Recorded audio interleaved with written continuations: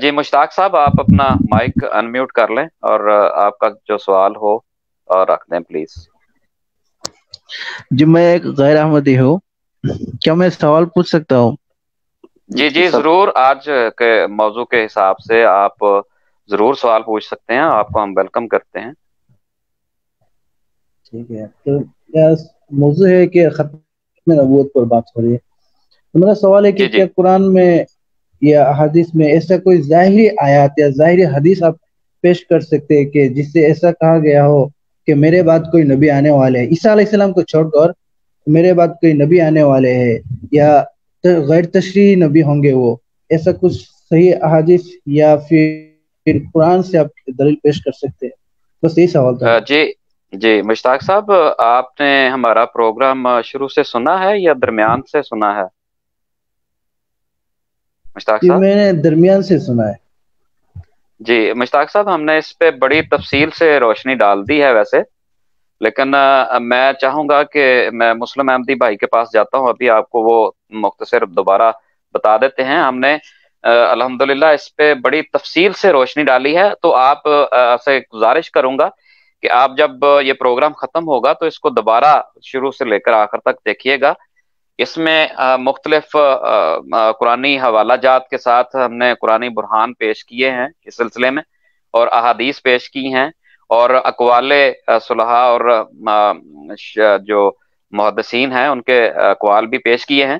تو آپ سے گزارش کروں گا کہ یہ دوبارہ پروگرام ضرور سن لیے گا. میں اس وقت مسلم احمدی بھائی سے گزارش کروں گا کہ وہ کچھ اس پر جو اختصار سے بیان کر دیں. جی جزاک اللہ. مشتاق احمد بھائی، سب سے پہلے تو آپ کو السلام علیکم، اور دوسرا ہم نے جیسا کہ مبارک صاحب نے آپ کو بتا بھی دیا ہے کہ اس پروگرام کے اندر شروع کے اندر ہم نے قرآن کریم کی چند آیات ہی رکھ کے اس کے اوپر گفتگو کی ہے. تو سب سے پہلے میرے علم میں نہیں آپ کس مکتبہ فکر سے ہیں، لیکن حسن ظن رکھتے ہوئے آپ کے سامنے ایک اہل حدیث مکتبہ فکر سے تعلق رکھنے والے عالم کا ترجمہ آپ کے سامنے رکھ رہا ہوں، جو مولانا سید شبیر احمد صاحب کا ہے. قرآن کریم میں سورہ الاعراف کے اندر اس بات کا خدا تعالی ذکر کرتا ہے. بسم اللہ الرحمن الرحیم. یا بنی آدم اما یاتینکم رسل منکم یقصون علیکم آیاتی فمن اتقی واصلح فلا خوف علیہم ولا هم یحزنون. خدا تعالیٰ اس کے اندر یہ رہنمائی ہماری کرتا ہے، جو اس کا ترجمہ یہ لکھا ہوا ہے کہ اے بنی آدم جب آئیں، جو کہ ضرور آئیں گے تمہارے پاس رسول جو تم ہی میں سے ہوں گے، پڑھ کر سنائیں گے تمہیں میری آیات. تو جو شخص تقوی اختیار کرے گا اور اصلاح کر لے گا اپنی، سو نہ تو کسی قسم کا خوف ہوگا ان کے لیے اور نہ وہ کبھی غمگین ہوں گے. اور اس کے آگے اللہ تعالیٰ نے نتیجہ بھی بیان کر دیا ہے کہ اور جو لوگ جھٹلائیں گے ہماری آیات کو اور تکبر کریں گے ان کے ماننے سے، وہی لوگ ہیں اہل دوزخ جو اس میں ہمیشہ رہیں گے. تو تمام امت محمدیہ اس بات کے اوپر یقین رکھتی ہے کہ تمام جو لوگ ہیں وہ بنی آدم ہیں، اور رسول اللہ صلی اللہ علیہ وسلم نے بھی اس بات کا ذکر اپنی احادیث مبارکہ کے اندر بارہا دفعہ کیا ہے. یہ ان میں سے کچھ تھوڑی سی میں نے آپ کے سامنے پہلے بھی پیش کی تھی، جو آپ کو سکرین کے اوپر میں اب دکھا رہا ہوں تاکہ آپ رہنمائی حاصل کر سکیں. اس کے بعد میں آپ کے سامنے صرف ایک چھوٹی سی التجا رکھوں گا، وہ یہ ہے کہ حضرت مسیح موعود علیہ السلام نے ایک بڑی شاندار دلیل اس ضمن میں پیش کی ہے، جو اپنے باقی سننے والوں کے لیے بھی میں رکھ دیتا ہوں اور آپ کے لیے بھی اس چیز کو میں رکھ دیتا ہوں احمدیہ کس نظر سے دیکھتی ہے اور رسول اللہ صلی اللہ علیہ وسلم کے مقام کو کس طرح کنسیڈر کرتی ہے. تو یہ حقیقت الوحی صفحہ 104 ہے، جو روحانی خزائن جلد 22 کے نام سے کتاب شائع شدہ ہے، اس کے اندر ہے. تو حضرت مسیح موعود جو بانی سلسلہ احمدیہ ہیں اور اس بات کے دعوے دار ہیں کہ خدا تعالیٰ نے مجھے مہدی اور مسیح بنا کے بھیجا ہے اس امت کے اندر سے، وہ فرماتے ہیں افسوس کے حال کے نادان مسلمانوں نے اپنے اس نبی مکرم رسول اللہ صلی اللہ علیہ وسلم کا ذکر کرتے ہوئے کچھ قدر نہیں کیا اور ہر ایک بات میں ٹھوکر کھائی. وہ ختم نبوت کے ایسے معنی کرتے ہیں کہ جس سے حضرت صلی اللہ علیہ وسلم کی हजू निकलती है ना कि तारीफ, यानी रसूलुल्लाह सल्लल्लाहु अलैहि वसल्लम की तारीफ नहीं होती बल्कि उनकी शान में कमी वाक़या होती है। गोया हज़रत सल्लल्लाहु अलैहि वसल्लम के नफ्स पाक में अफाजा और तकमीले नफूस के लिए कोई कुव्वत नहीं थी और वो सिर्फ खुश्क शरीयत को सिखलाने आए थे। हालांकि खुदा ताला इस उम्मत को ये दुआ सिखलाता है, यानी जो दुआ हम दिन में 5 वक्त खुदा के हजूर पेश होके पढ़ते हैं और हर रकत में पढ़ते हैं, इहदिना सिरातल मुस्तकीम सिरातल लजीना अनअमता अलैहिम। बस अगर ये उम्मत पहले नबियों की वारिस नहीं और इस इनाम से में से उनका कुछ हिस्सा नहीं, तो ये दुआ क्यों सिखलाई खुदा ताला ने? इस बात के ऊपर हमें गौर करना चाहिए, गौर फिक्र करना चाहिए। फिर मैं अपने भाई के सामने इस बात का अहाता भी पूरे तौर पे कर देता हूँ कि गुज़श्ता माजी ज़माने के अंदर बाज़ अहले इल्म ने इस बात का किस तरह से ज़िक्र फरमाया। ये हसाइसुल कुबरा के नाम से एक किताब है, जो कि हज़रत अब्दुर्रहमान जलालुद्दीन सियूती साहब की लिखी है और इसका तर्जमा किया है हकीम गुलाम मोइनुद्दीन नईमी ने, ठीक।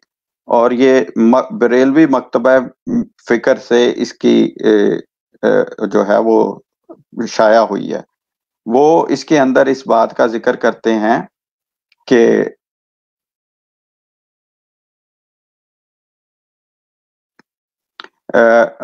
अमल को कबूल करूंगा और ला इलाहा इल्लल्लाह की शहादत पर उनको जन्नत में दाखिल करूंगा। अर्ज किया इस उम्मत का नबी मुझे बना दीजिए। ये हजरत मूसा अलैहिस्सलाम का एक वाकया है जिसका जिक्र यहाँ पे करते हैं कि हजरत मूसा खुदा ताला से ये दरख्वास्त करते हैं कि मुझे इस उम्मत का नबी बना दीजिए रसूलुल्लाह सल्लल्लाहु अलैहि वसल्लम की। तो खुदा ताला उन्हें मुखातिब करके कहता है कि तुम्हारा जमाना पहले है और उसका जमाना आखिर में है, लेकिन बहुत जल्द मैं तुमको उनको बैतुल जलील में यानी जन्नत के अंदर यानी रोजे क़यामत के बाद बाकी जो मामला जहाँ पे होते हैं वहां पे इकट्ठा कर दूंगा। और इसी बात को हमारे एक और गैर अहमदी आलिम हैं जिन्होंने पेश किया था, वो भी मैं आपके सामने रख देता हूं ताकि इस बात को आप समझ सकें और हमारे दोस्तों के लिए इस चीज के अंदर रहनुमाई हो जाएगी। ये हश्त बहिश्त के नाम से एक किताब है जिसके अंदर मोमिन की वजाहत की जा रही है और मोमिन के बारे में गुफ्तगू की जा रही है। और इसमें लिखते हैं कि हजरत अंस बिन मालिक से रवायत है रज़ी अल्लाह अन्हु से कि जिस शख्स के पास 8,000 दरहम हों वो दौलतमंद होता है और जिसके पास इससे कम हो वो दरवेश होता है, और जिसके पास उनमें से कुछ भी ना हो और वो दिन रात खुदा का शुक्र बजा लाए, वो दिन रात शुक्र बजा लाए, वो पैगंबर हजरत याकूब अलैहिस्सलाम का मर्तबा पाता है। और ये मोमिन की तारीफ करते हुए बयान फरमाते हैं। तो ये वो बात है कि अगर हमारी उम्मत के अंदर खुदा ताला ने किसी किस्म का इनाम रखना ही नहीं था और उस मकाम को रखना ही नहीं था, तो खुदा ताला क्यों हमें बार बार ये दुआ सिखला रहा है? क्यों इस उम्मत के लिए हुक्म बार बार कर रहा है कि ए बनी आदम, तुम में से रसूल आएंगे जो तुम ही में से होंगे और जो कि जरूर आएंगे, और जो शख्स अपनी इस्लाह करेगा और ना वो उसे किसी किस्म का गम होगा ना किसी किस्म का खौफ होगा। तो ये बातें खुदा ताला ने पेश कर दी हैं।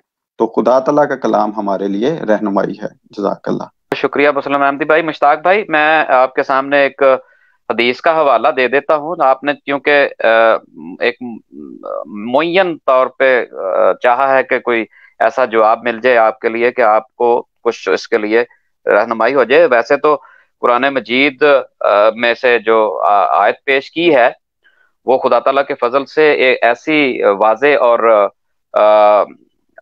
रोशन है कि उसके बाद तो कोई दलील की जरूरत नहीं रह जाती। लेकिन खुदा ताला के रसूल ने हमें भी रहनुमाई फरमाई है। अल्लाह ताला के रसूल की ये हदीस जो है ये मसनद अहमद जिल्द नंबर 5 में मौजूद है। सफ़ा इसका 404 है, वहां पे आप देख लें। अल्लाह ताला के नबी फरमाते हैं, यानी ए मुसलमानों, तुम में ये नबूवत का दौर उस वक्त तक रहेगा یعنی اپنی نبوت وہ فرما رہے ہیں کہ یہ جو نبوت چل رہی ہے اس کا دور تک قائم رہے گا جب تک خدا چاہے گا کہ وہ قائم رہے، اور پھر یہ دور ختم ہو جائے گا۔ اس کے بعد خلافت کا دور آئے گا جو نبوت کے طریق پر ہوگا۔ یہ جو میں الفاظ آپ کو سنا رہا ہوں اس پر ذرا بہت گہرا غور کرنے کی ضرورت ہے۔ جب اس پر آپ غور کریں گے تو ایسا لطیف مضمون آپ کے سامنے کھل جائے گا کہ آپ کو کوئی اور سوال کرنے کی جو ہے وہ رہ ہی نہیں جائے گی حاجت۔ تو اللہ تعالیٰ کے رسول آگے فرماتے ہیں کہ اس کے بعد خلافت کا دور آئے گا جو نبوت کے طریق پر ہوگا، پر قائم ہوگی، یعنی رسول کریم صلی اللہ علیہ وسلم کی نبوت، اس کے بعد خلافت۔ اور پھر فرمایا اور گویا اس کا تتمہ ہوگی، یعنی وہ اسی کی ذیل ہوگی۔ تو آگے فرماتا ہے پھر کچھ وقت کے بعد یہ خلافت بھی اٹھ جائے گی، اس کے بعد کاٹنے والی یعنی لوگوں پر ظلم کرنے والی بادشاہت کا دور آئے گا۔ اس کے بعد اور پھر فرمایا کہ اور پھر کچھ عرصے کے بعد یہ دور بھی ختم ہو جائے گا، اس کے بعد جبری حکومت کا دور آئے گا جو خواہ ظلم کے طریق سے اجتناب کرے مگر وہ جمہوریت کے اصول کے خلاف ہوگی، یعنی یہ تشریح فرمائی ہوئی ہے۔ اور پھر اس رنگ کی حکومت بھی اٹھ جائے گی، اس کے بعد پھر دوبارہ خلافت کا دور آئے گا جو ابتدائی دور کی طرح نبوت کے طریق پر ہوگی، خلافت الا منہاج نبوہ، یعنی نبوت کے بعد خلافت جاری ہوگی۔